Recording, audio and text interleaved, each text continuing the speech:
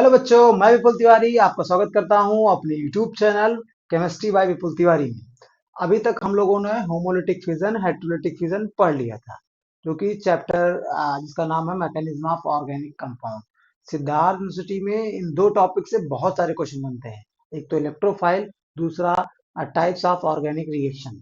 Electrophile से अक्सर 5 number के क्वेश्चन या 2 नंबर के क्वेश्चन फंस जाते हैं, और जो ये हमारा टाइप्स ऑफ ऑर्गेनिक रिएक्शन है उससे भी बहुत सारे क्वेश्चन फंसते हैं। उससे तो लॉन्ग में फंस जाते हैं कि कितने प्रकार के होते हैं, विथ एग्जांपल समझाइए, है ना, या फिर उसमें शॉर्ट नोट आ जाता है कि टाइप्स ऑफ ऑर्गेनिक रिएक्शन के बारे में चर्चा करिए।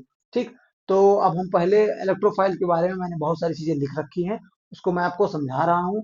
बीच में आपको टाइम दूंगा, आप नोट्स का स्क्रीनशॉट ले सकते हैं। बाकी विस्तार पूर्वक नोट्स आपको आपके यूट्यूब चैनल, व्हाट्सएप ग्रुप और टेलीग्राम चैनल दोनों पे मिल जाएगा। ठीक है, तो आइए, इलेक्ट्रोफाइल क्या होता है। इलेक्ट्रोफाइल लिखा क्या है, इलेक्ट्रोफाइल मींस, इलेक्ट्रोफाइल का मतलब क्या होता है। दो वर्ड से बना है इलेक्ट्रोफाइल। पहला वर्ड है इलेक्ट्रॉन, फाइल का मतलब है लवर, प्रेमी, स्नेही, इलेक्ट्रॉन स्नेही। ठीक है, अब इलेक्ट्रॉन स्नेही कौन होगा, सेंट्रल एटम होगा। सेंट्रल एटम क्या होगा, इलेक्ट्रॉन स्नेही होगा। तो देखिए, इलेक्ट्रोफाइल मींस, इलेक्ट्रोफाइल का मतलब है इलेक्ट्रॉन लविंग रिएजेंट। ठीक, इलेक्ट्रॉन को प्रेम करने वाला रिएजेंट, ऐसा रिएजेंट जो इलेक्ट्रॉन को प्रेम करता हो, यानी इलेक्ट्रॉन को चाहता हो। अब इलेक्ट्रॉन को कौन चाहेगा, जिसके पास इलेक्ट्रॉन की कमी होगी वही चाहेगा। इट मींस, इसका मतलब क्या है, that electrophile is a reagent. Electrophile क्या है, सबसे पहली पॉइंट, इलेक्ट्रोफाइल क्या है, एक रिएजेंट है इन विच, जिसमें सेंट्रल एटम, जो सेंट्रल एटम होगा, इज इलेक्ट्रॉन डिफिशियंट, उस पे इलेक्ट्रॉन की कमी होगी। जब कमी होगी तभी तो चाहेगा ना। यानी क्या हुआ, पूरा मतलब समझते हैं। इलेक्ट्रोफाइल मींस, इलेक्ट्रोफाइल का मतलब है electron loving reagent. Electron loving reagent मतलब इलेक्ट्रोफाइल क्या है, इलेक्ट्रॉन लविंग रिएजेंट है। इसका मतलब क्या हुआ, electrophile is a reagent. Electrophile एक प्रकार का रिएजेंट है जिसमें, जिसमें सेंट्रल एटम, जो सेंट्रल एटम है वो इलेक्ट्रॉन डिफिशियंट है। अब इलेक्ट्रॉन डिफिशियंट क्यों है, इसका मतलब दैट इज मतलब देयर ऑक्टेट, इसका जो ऑक्टेट है इज नॉट कंप्लीट, उसका ऑक्टेट कंप्लीट नहीं होता है। अब अगर कंप्लीट नहीं होगा, सो इसलिए दीज कंबाइन, ये कंबाइन होना चाहेंगे, यानी मिलना चाहेंगे विथ, ऐसे सबस्टेट के साथ मिलना चाहेंगे जहां पर एट सेंटर, उनके सेंटर में, ऐसे सबस्टेट के सेंटर में जहां पर ऑफ हाई इलेक्ट्रॉन डेंसिटी, यहाँ पर क्या हो, हाई इलेक्ट्रॉन डेंसिटी हो, हाई इलेक्ट्रॉन डेंसिटी हो। एंड बिहेव, जब हाई इलेक्ट्रॉन डेंसिटी होगी तब ये कैसे बिहेव करेंगे, जो इलेक्ट्रॉन डिफिशियंट होंगे वो कैसे बिहेव करेंगे, लुईस एसिड की तरह बिहेव करके और उनसे कंबाइन हो जाएंगे। तो उसे हम क्या कहेंगे, इलेक्ट्रोफाइल। एक बार सारांश लेते हैं।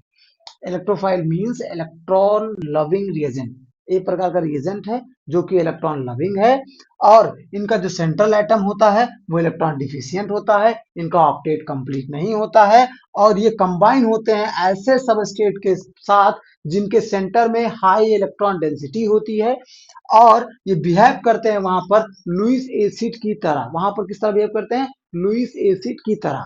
अब इनके दो प्रकार होते हैं। सबसे पहला प्रकार न्यूट्रल इलेक्ट्रोफाइल, दूसरा है दूसरा आपके सामने लिखा है चार्ज इलेक्ट्रोफाइल। पहला क्या है, न्यूट्रल इलेक्ट्रोफाइल, दूसरा है charge electrophile.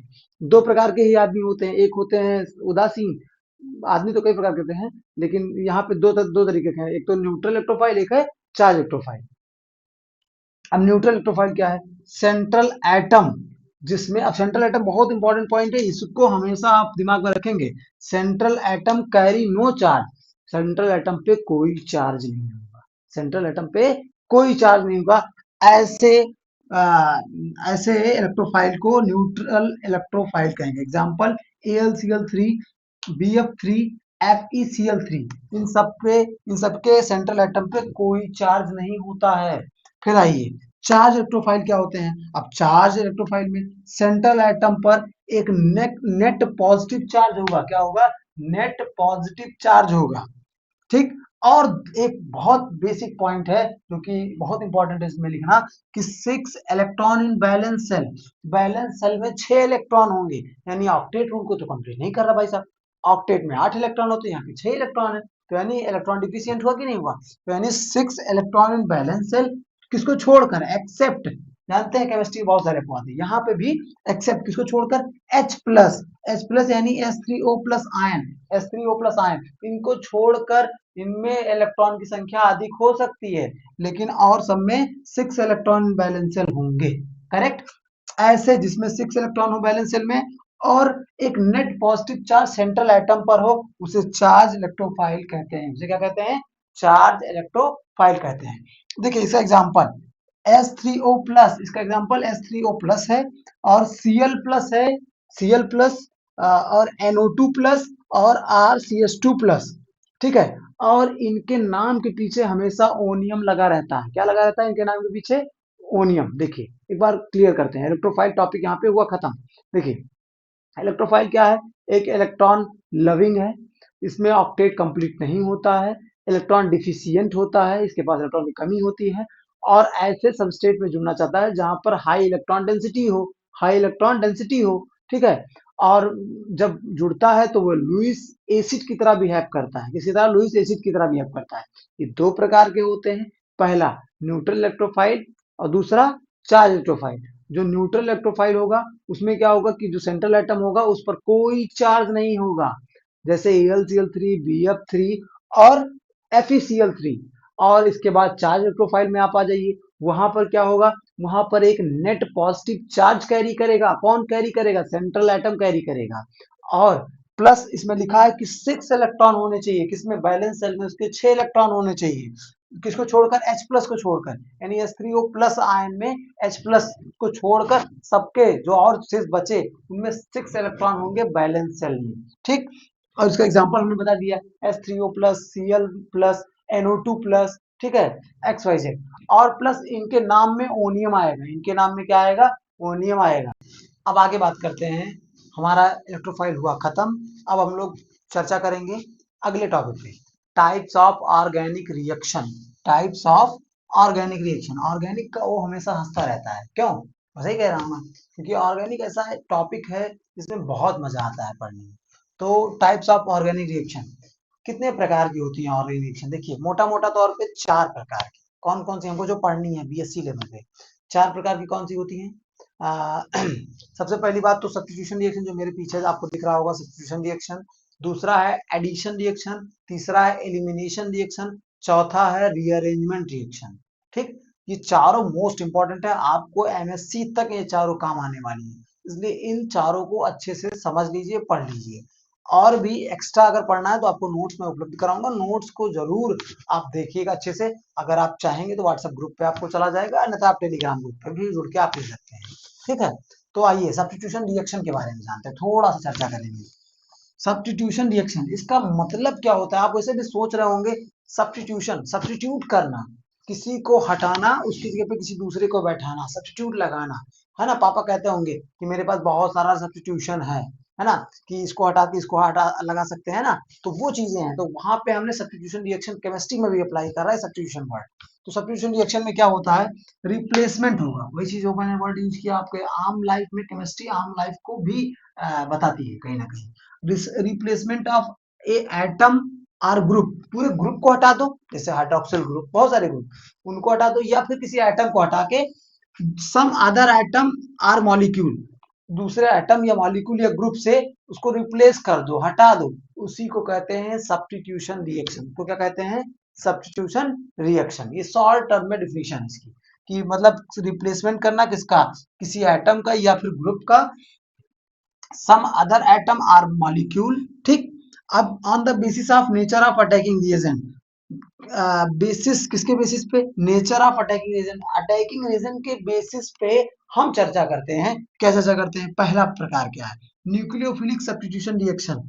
Nucleophilic substitution reaction क्या होता है? अभी देखो इसमें नया वर्ड आ गया, सब्स्टिट्यूशन के आगे एक लग गया न्यूक्लियोफिलिक, है ना?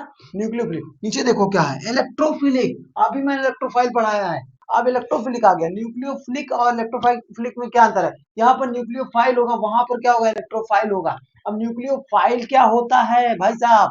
वही वर्ड इलेक्ट्रोफाइल फिर आ गया। इलेक्ट्रोफाइल आप जाने जिसपे इलेक्ट्रॉन की कमी हो। अब न्यूक्लियोफाइल क्या होगा? जिसके पास इलेक्ट्रॉन की अधिकता हो, है ना, उसको कहेंगे न्यूक्लियोफाइल। अब देखिए न्यूक्लियोफाइल क्या होता है? जैसे OH माइनस एक न्यूक्लियोफाइल है, OH माइनस क्या है, एक न्यूक्लियोफाइल है। Cl माइनस एक न्यूक्लियोफाइल है, Cl माइनस क्या है, न्यूक्लियोफाइल है। Br माइनस क्या है, न्यूक्लियोफाइल है। अब इलेक्ट्रोफाइल क्या है, H प्लस क्या है, एक इलेक्ट्रोफाइल है। H प्लस क्या है, एक इलेक्ट्रोफाइल है। देखिए आइए, न्यूक्लियोफाइल सब्स्टिट्यूशन रिएक्शन में मैंने सिर्फ एग्जांपल लिख दिया है। इसमें क्या होगा कि कोई न्यूक्लियोफाइल जाके किसी ग्रुप या किसी एटम या किसी भी मॉलिक्यूल को हटा के अपने आप को स्थापित कर देगा, उसी को कहेंगे न्यूक्लियोफिलिक सब्स्टिट्यूशन रिएक्शन। करेक्ट। आइए, CH3 CH2 Cl, CH3 CH2 Cl यानी क्या है, एथिल है। करेक्ट। CH3 CH2 क्या है, एथिल है, एथिल। और क्लोरीन Cl, एथिल क्लोराइड। और OH माइनस ने क्लोरीन को हटा दिया, हटा के अपने आप को सब्स्टिट्यूट कर दिया। तो यहाँ पे क्या बन गया, CH3, यहाँ पे भाई मिस्टेक भूल गया हूं मैं, CH3 CH2OH नया कंपाउंड बन गया, CH3 CH2OH। अब ये अल्कोहल बन गया। करेक्ट। और क्या निकल गया, Cl माइनस हमारा निकल गया बाहर। ठीक, यानी क्या हुआ कि OH माइनस ने अटैक किया और Cl को हटाया और अपने आप को उसकी जगह पर रख दिया। करेक्ट। इसको कहते हैं न्यूक्लियोफिलिक सब्स्टिट्यूशन रिएक्शन। आइए, इलेक्ट्रोफिलिक सब्स्टिट्यूशन रिएक्शन क्या होती है। इसमें क्या हुआ भाई साहब, इसमें CH3Cl बेंजीन में आया और CH3 ने यहाँ से हाइड्रोजन रिप्लेस कर दिया। क्या किया, हाइड्रोजन को रिप्लेस किया और अपने आप को इस कार्बन ने वहां पे जोड़ लिया और कार्बन के साथ ये 3 हाइड्रोजन आपके लगे ही लगे। यानी CH3 क्या है, CH3 प्लस होता है, Cl माइनस होता है। ये टूटेंगे तो ये बनेगा CH3 प्लस और Cl माइनस। तो ये CH3 प्लस क्या है, इलेक्ट्रोफाइल है। ये जाके इस पे अटैक करेगा और हाइड्रोजन को हटाएगा, यहाँ पे CH3 जुड़ जाएगा और बनेगा क्या, एनिलीन। आप जानते होंगे एनिलीन, है ना। करेक्ट। HCl भी निकलेगा, ये बाई प्रोडक्ट के रूप में हमारा निकलेगा, निकलेगा कि नहीं निकलेगा। चलिए, ये हो गया। अगला इसी का टाइप है, 3 प्रकार हमने पढ़े, कौन कौन से, nucleophilic substitution reaction, electrophilic substitution reaction. अब है free radical substitution reaction. Free radical word से आप क्लियर है, फ्री रेडिकल क्या होता है। फ्री रेडिकल यानी एक इलेक्ट्रॉन, एक मुक्त इलेक्ट्रॉन, है ना, समझ रहे हैं ना। तो एक या एक मुक्त मूलक आप कहते हैं हिंदी में। करेक्ट। तो आइए इसका एग्जाम्पल देखिए, अगर आप वहां पे डिफिनेशन भूल जाते हैं कोई इशू नहीं है, एग्जाम्पल लिखते हैं, आपको पूरे नंबर मिलते हैं यूनिवर्सिटी एग्जाम में। और बना के आप अगर 2 लाइन उस पर लिख देंगे तो अच्छा नंबर मिलेगा। तो इसलिए एग्जाम्पल आप मिस मत कीजिएगा, बाकी कोई दिक्कत नहीं है। अब देखिए, इसमें क्या होता है, CH4Cl2 जान रहे हैं ना, CH4Cl2 और यहाँ पर H न्यू, ये रेडिकल नहीं है, ये क्या है, ये H न्यू क्या होता है, H न्यू लाइट है ना, लाइट सोर्स है। तो देखिए CH4Cl2 H न्यू लेने पे क्या बना, CH3Cl, यानी यहाँ एक हाइड्रोजन निकला और यहाँ चला गया और Cl ने उसको एब्जॉर्ब कर लिया। यहाँ पे Cl हटाया, किसको हटाया, Cl ने इस हाइड्रोजन को हटा के अपना स्थान स्थापित कर लिया और ये हाइड्रोजन इस क्लोरीन के साथ जुड़कर HCl बना के निकल गया। समझे कि नहीं समझे।